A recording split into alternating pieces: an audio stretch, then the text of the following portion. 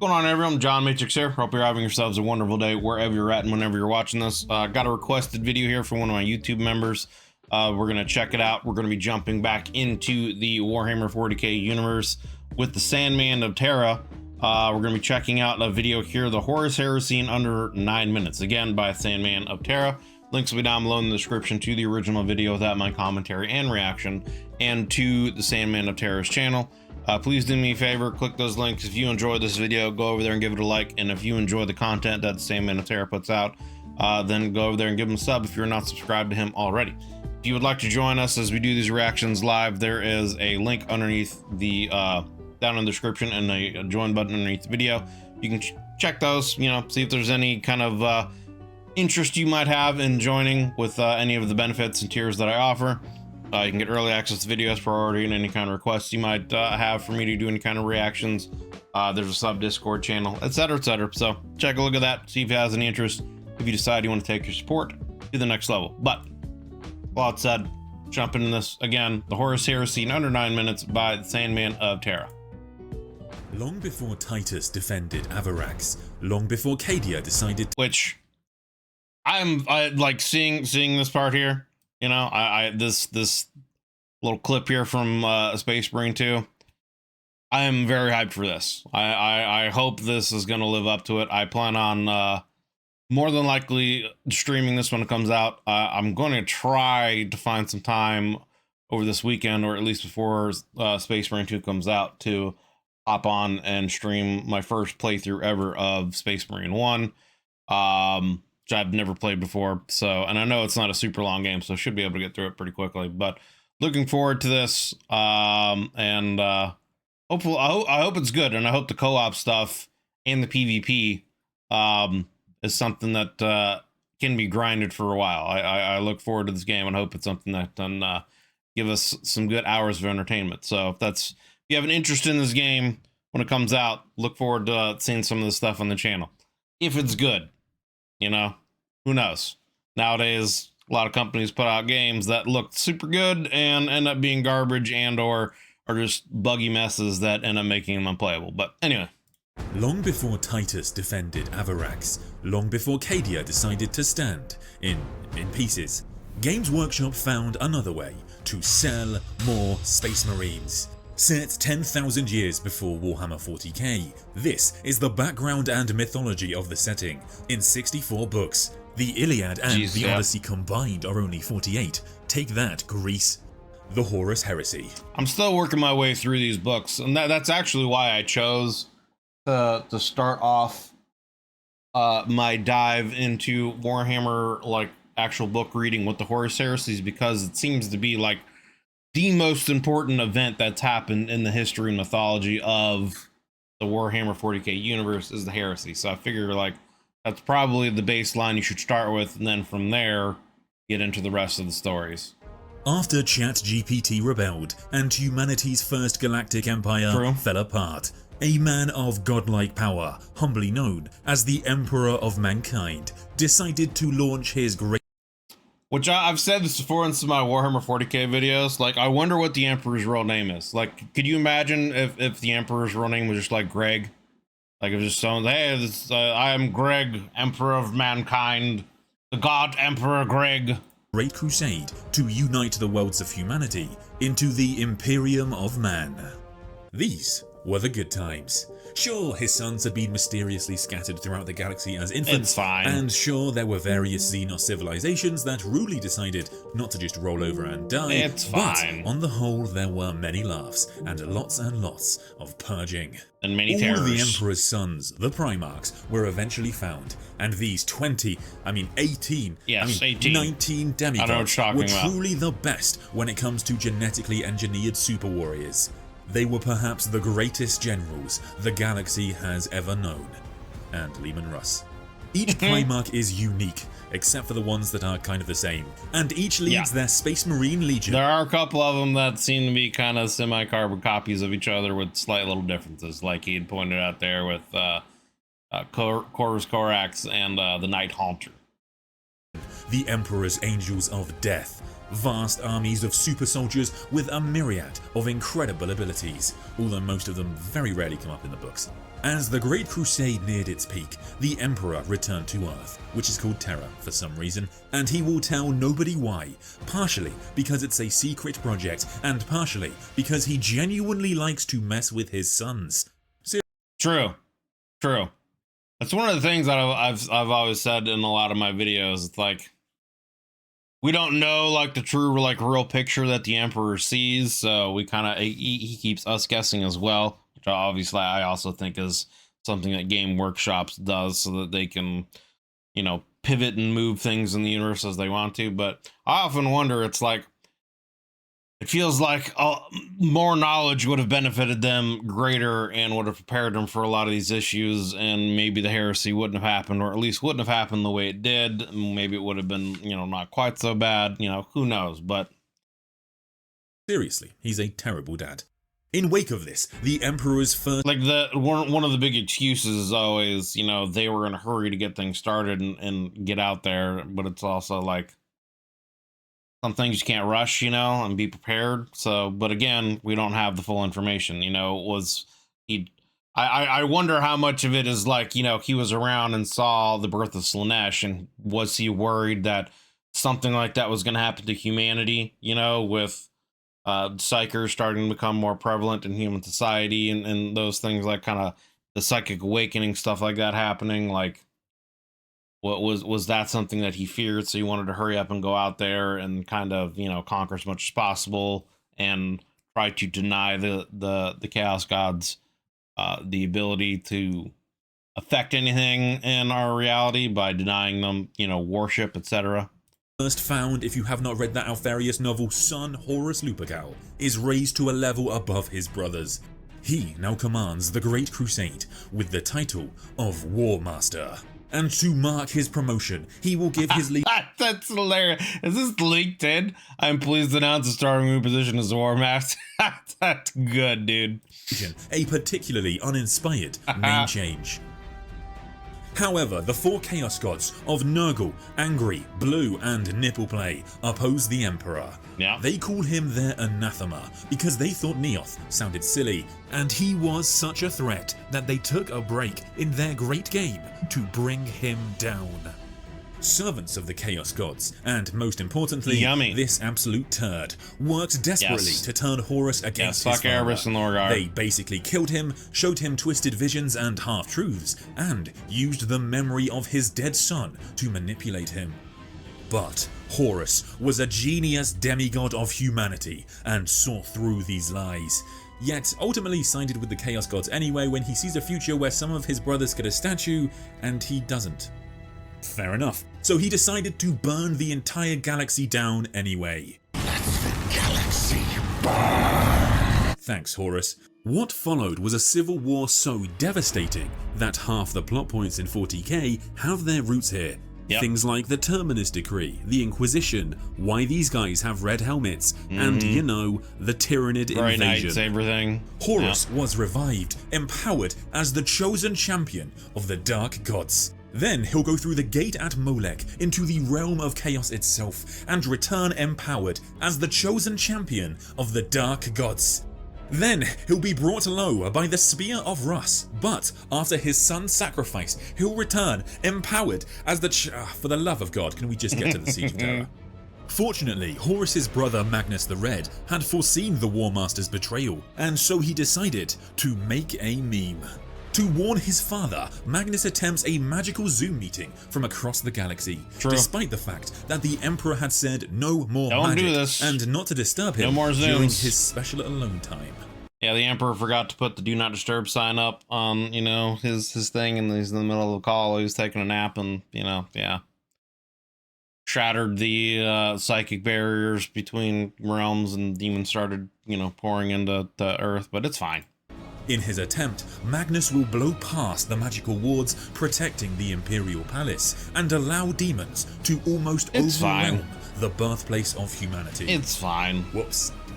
Only by the Emperor being bound to a powerful device, the Golden Throne, is the birth world of humanity saved.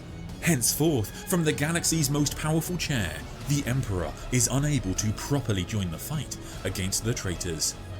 Over time, Magnus and 7 other Primarchs will join Horus in his rebellion for various reasons, but primarily conceptual symmetry.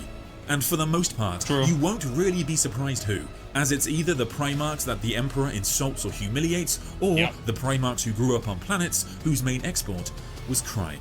Seriously though, Mortarion is obsessed with the number 7, Angron and Kurz just outright hate the Emperor. This can't have come as a great surprise.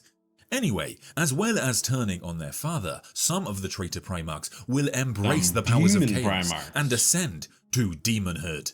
This will grant them almost godlike abilities on the battlefield, but this won't matter as much as you'd think, as it also seems to make them the worst teammates imaginable. True. The 9 traitor sons will take on team, sort of well-adjusted, but not really, the 9 Primarchs loyal to the Emperor. They will be the bulwark against the traitor forces, brave and true, and the Emperor's greatest warrior. Ferris, is that a wrench? Why did you bring a wrench? Right? Be horrified as brother turns on brother, but enjoy the apocalyptic battles, like the burning of Prospero, when Leman Russ had his orders manipulated by the War Master. So instead of attempting to bring Magnus in quietly, he will not bring him in, and loudly. On Istvan 3, and that's what actually led Magnus to get turned by Tzeentch, because Tzeentch said, hey man, you know, I can save you and your kids, just, you know, come over here, got a little party going on, you can join this party. And he was like, all right, and then boom, now you're a demon Primarch. Horus will have his sons and 3 other legions purge their ranks of Marines too loyal to the Emperor, and especially those who didn't join the secretive warrior lodges, because above all else, the War Master hates those who don't take advantage of fun extracurricular activities. True. Gotta join the Scouts. I've said it numerous times, like I can't wait to, I feel like it's an inevitable that it's gonna happen at some point in time. Eventually we will get a Warhammer 40k movie or series or anime or something along those lines, and I feel like they will actually cover the Horus Heresy in, you know, a cinematic platform. And I can't wait till we actually see the battles at Istvan 3 and 5. Like, I can only just imagine how that's gonna look like truly in a cinematic setting, whether it's live action or some kind of, you know, animation, CGI or otherwise. One ship escapes, however, and so a retribution force of 7 legions is sent to snuff out the heresy. This would have worked really well if it weren't for the fact that 4 of those 7 legions had secretly thrown in with the War Master. They turned their guns on the 3 loyal legions, who would not be able to properly recover until after the heresy. On Calth, the Wordbearers will delight in betraying the Ultramarines as revenge for when the Blueberries destroyed the perfect city of Monarchia. Some loyal sons will be unable to take the fight to the enemy as a gigantic warp phenomenon dubbed the Ruin Storm cuts large portions of the galaxy off from the Emperor's guiding light. However, these 3 Primarchs will try to salvage what they can in Imperium Secundus and prove once and for all that blondes do have more fun. The series will reach its epic conclusion in the Siege of Terra. Sanguinius will get the noble death that he deserves. After, like, Sanguinius, what? He fights he fights a greater demon, he fights and meets a greater demon, he fights and beats a corrupted titan, he fights and beats Angron, and I think he fights and beats another greater demon of some sort before actually fighting, you know, Horus. So it's like, I don't know, man. Sanguinius got done dirty. Oh, never mind then.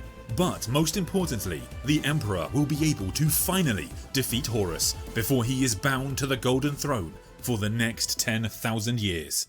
There are so many incredible battles and stories. So start your journey today, only 54 books to go and a boatload of novellas. Then it's just the Siege of Terra, which is another 10, or you can actually play the game where you'll choose your favourite Primarch and Legion and engage in the sci-fi version which of is something that I definitely plan on doing when I have the spare funds to do so.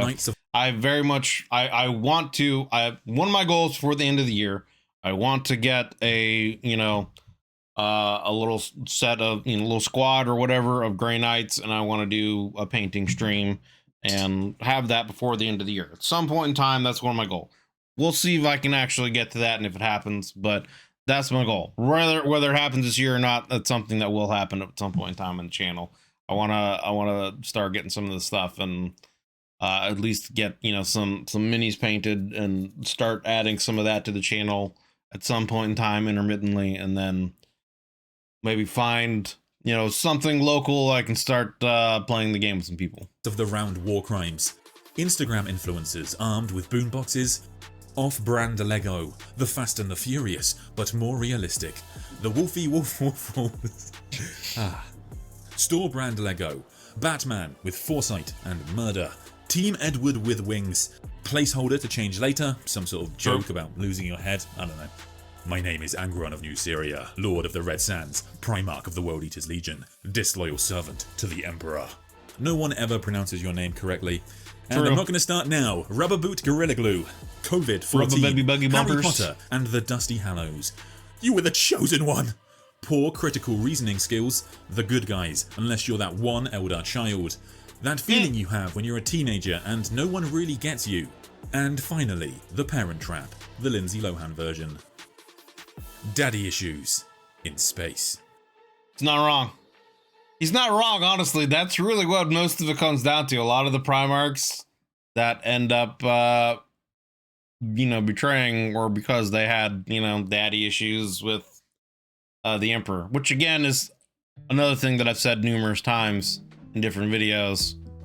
You know, how would have things been different if, you know, the Emperor and Malcador had actually been able to raise them from birth properly and train them from birth properly?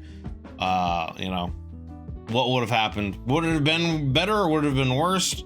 You know, who knows? But great video here by the Sandman of Terra. It really was a very kind of shortcut down, fun and funny, you know, introduction to the Horus Heresy and what it's about. And there's definitely a ton of other videos, some of which I've gone through, that elaborated on much more. I mean, there's so much lore and story and battles and things between all the various characters that, as he said, Horus Heresy alone is what, 64 books, and then the Siege of Terra is another 10 or 11, I think he said. And then that's just for that part of it. That doesn't even go into anything that's going on to the present timeline with a lot of the Primarchs coming back with Lionel Johnson and Rute Gilliman and yada yada yada. There's so much stuff to get into, and like I've said, I just hope at some point in time we actually get some of the stuff in the cinematic format that it deserves. You know, who knows what's actually going to happen, if anything at all, with Henry Cavill's Warhammer 40k show. I've heard and read a lot of different rumors that say that, like, doesn't look like it's going to happen because Amazon and Games Workshop can't agree on various things. So, yeah, but who knows? We'll see, I guess, what happens. But anyway, that was the Horus Heresy in under 9 minutes by the Sandman of Terra. As always, links will be down below in the description to the original video without my commentary and reaction, and to the Sandman of Terra's channel. Please do me a favor, click those links. If you enjoyed this video, go and give it a like. And if you enjoy the content from Sandman of Terra, give him a sub if you're not so doing already. Makes a lot of great content like this video in the Warhammer 40k universe. If you would like to join us as we do these reactions live, there is a join button underneath the video, as well as a link in the description to the YouTube membership benefits and the tiers that I offer. Check them out if you would like to. You can get early access to videos, priority, and any kind of requests you might have, the sub Discord channel, etc., etc. So just check it out if you decide you would like to take your support for the channel to the next level. Thank you very much for taking the time out of your day to watch this video. I hope you enjoyed it. If you did, consider leaving a like and a sub, as it helps me and the channel grow. And yeah, thank you guys very much. Appreciate you. And we'll see you guys in the next one.